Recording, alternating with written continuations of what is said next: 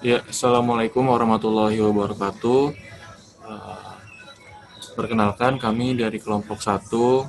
Pertama-tama, izinkan kami memperkenalkan diri. Yang pertama, ada saya sendiri, Azumar Yusuf, ada Jiwa Pangestu, dan ada Azrika Putri Neisa. Nah, pada kesempatan kali ini, kami ingin mempresentasikan mengenai pada etik hakim. Oke, yang pertama, apa sih yang disebut dengan hakim itu? Nah, hakim diartikan sebagai pelaksana undang-undang atau hukum dari suatu negara. Hakim juga disebut dengan istilah qadli, jamaknya qudlat, yaitu sebagai pelaksana hukum yang berusaha menyelesaikan permasalahan-permasalahan yang dihadapkan kepadanya, baik yang menyangkut hak-hak Allah maupun yang berkaitan dengan hak-hak pribadi seseorang. Hakim dengan kedudukannya yang mulia dan kerap disebut sebagai wakil Tuhan di muka bumi, menggambarkan bahwa betapa urgentnya peran hakim sebagai penegak hukum. Hakim dituntut harus benar-benar adil dalam memutus sebuah perkara. Oke, selanjutnya peran ideal hakim menurut Islam akan dibacakan oleh teman saya, Azrika Putri. Selanjutnya ada peran ideal hakim menurut Islam. Yang pertama, hakim itu mustaqilah, bebas dari pengaruh orang lain. Dan yang kedua, ada persidangan hakim ini terbuka untuk umum. Yang ketiga, hakim tidak membeda-bedakan orang yang bersidang di hadapannya. Yang keempat, hakim harus memberi nasihat dan mendamaikan para pihak. Yang kelima, hakim adil dalam memberikan hak berbicara kepada orang yang menuntut keadilan kepadanya. Yang keenam, setiap putusannya wajib bertawakal. Yang ketujuh, orang yang meminta keadilannya atau hakim mempunyai hak ingkar. Yang kedelapan, melindungi pencari keadilan.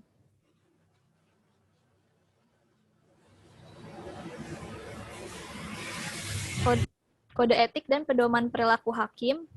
Pada tanggal 8 April Desember 2009, Ketua Mahkamah Agung dan Ketua Komisi Yudisial membuat surat keputusan bersama atau SKB nomor 047 garis miring KMA garis miring SKB garis miring 4 garis miring 2009 dan nomor 02 garis miring SKB garis miring PKY garis miring 4 garis miring 2009 tentang kode etik dan pedoman perilaku hakim, yaitu akan dilanjutkan oleh Jiwa Pangestu. Baik, melanjutkan. Yang pertama adalah berperilaku adil.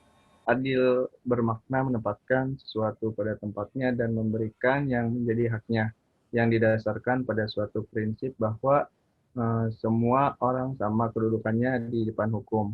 Yang kedua, berperilaku jujur. Kejujuran bermakna dapat dan berani menyatakan bahwa yang benar adalah benar dan yang salah adalah salah.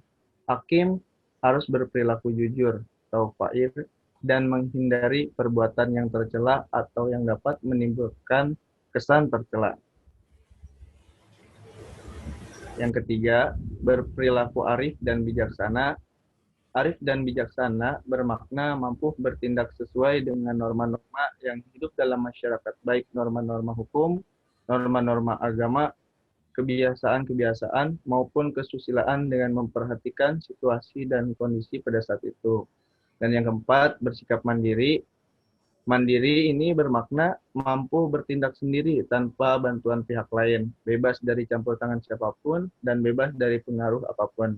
Yang kelima, berintegritas tinggi. Integritas bermakna sikap dan kepribadian yang utuh, berwibawa, jujur, dan tidak tergoyahkan. Dan kemudian bertanggung jawab.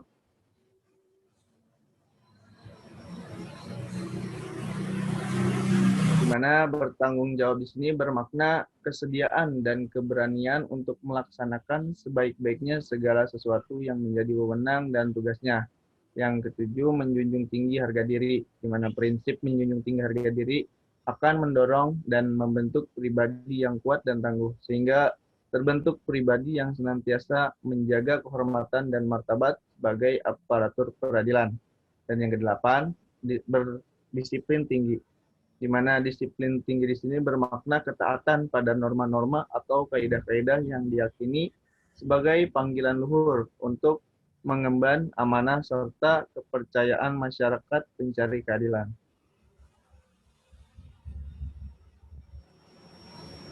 Yang kesembilan, berperilaku rendah hati, di mana rendah hati akan mendorong terbentuknya sikap realistis, mau membuka diri untuk terus belajar, menghargai pendapat orang lain, menumbuh kembangkan sikap tenggang rasa, serta mewujudkan kesederhanaan, penuh rasa syukur dan ikhlas di dalam mengemban tugas.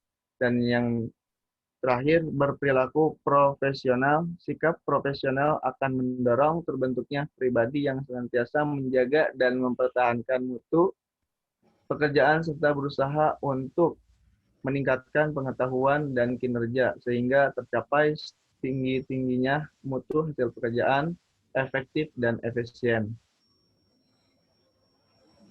Mungkin cukup sekian.